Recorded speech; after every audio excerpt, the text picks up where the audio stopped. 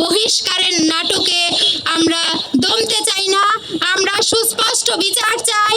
আমরা আপনাদের পক্ষ থেকে সুস্পষ্ট বার্তা চাই। আদৌ দেশের নারীরা আমরা আপনাদের কাছে নিরাপদ কিনা, আমরা মুক্তভাবে কথা বলতে পারবো কিনা, আমরা আমাদের পোশাকের স্বাধীনতা পাবো কিনা, আমরা ধর্মীয় স্বাধীনতা পাবো কিনা, কিভাবে নারীকে পুঁজি করে আপনারা রাজনৈতিক ফায়দা হাসিল করতে চাচ্ছেন। আপনাদের এহেন আচরণ কখনোই আপনাদের রাজনৈতিক ভবিষ্যতের জন্য শুভকর হবে না। আপনারা যদি এসব ঘটনার সুষ্ঠু তদন্ত করতে না পারেন, আপনারা যদি এসব ঘটনার বিচার জাতির সামনে প্রকাশ করতে না পারেন, তাহলে দেশের জনসংখ্যার যে অর্ধেক নারী ভোটাররা আছে তারা ব্যালট পেপারের মাধ্যমে আপনাদের আচরণের জবাব দিয়ে দিবে।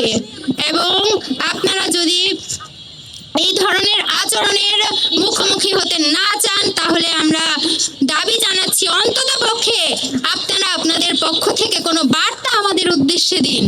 অন্ততপক্ষে যে চিহ্নিত অপরাধীরা আছে তাদের বিচার জাতির সামনে নিশ্চিত করুন।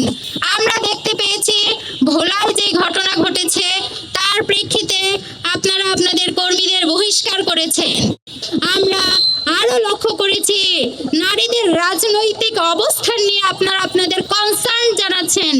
আপনারা বারংবার প্রশ্ন করছেন সংসদে নারীদের আসনের ব্যাপারে, কিন্তু একজন নারী যদি রাজনৈতিক ক্ষেত্রে চলে আসে আপনারা তাকে নিরাপত্তা দিতে পারবেন কিনা সেই ব্যাপারে আপনাদের কোনো সুস্পষ্ট রূপরেখা, কোনো পরিকল্পনা আমরা দেখতে পাইনি। সুতরাং আমরা নারীদের রাজনৈতিক অবস্থান নিয়ে আপনাদের পদক্ষেপ কি হবে সেটা নিয়ে শঙ্কিত। আপনারা আপনাদের এই অবস্থান জাতির সামনে পরিষ্কার করবেন, আমাদের সামনে পরিষ্কার করবেন।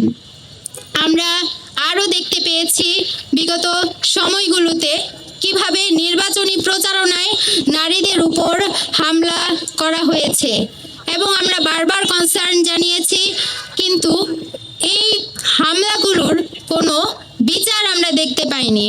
বরঞ্চ আমরা এই ঘটনাগুলোর পুনরাবৃত্তি দেখতে পেয়েছি।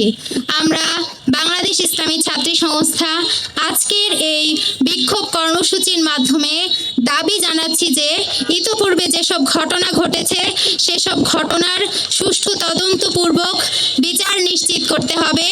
নারীদের জন্য সুস্পষ্ট নিরাপদ একটি বাংলাদেশ তৈরি করতে হবে।